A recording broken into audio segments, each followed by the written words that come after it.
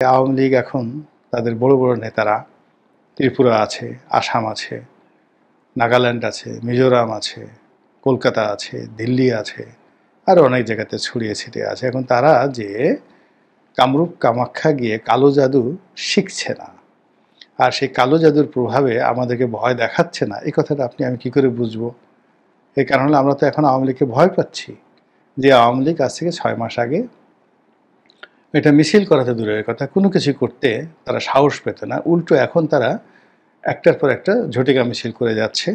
আর আমরা তাদের ভয়ে থলথল করে কাঁপছি।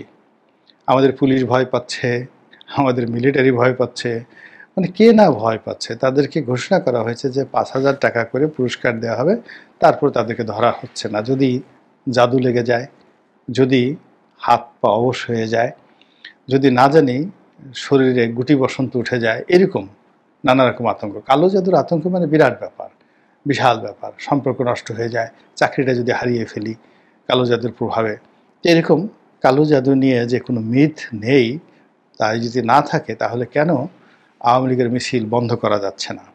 আওয়ামী লীগের আতঙ্ক কাটানো যাচ্ছে না?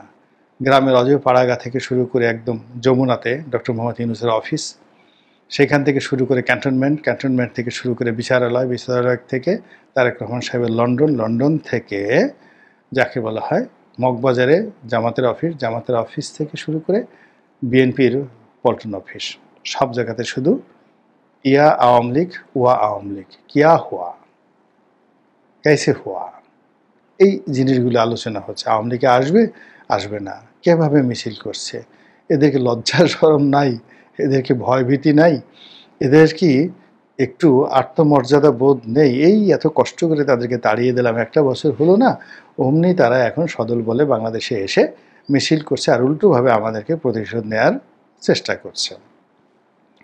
এই গেল কালো জাদুর ঘটনা। মানে আমাদের অন্তরের মধ্যে একটা আতঙ্ক তৈরি করে ফেলছে।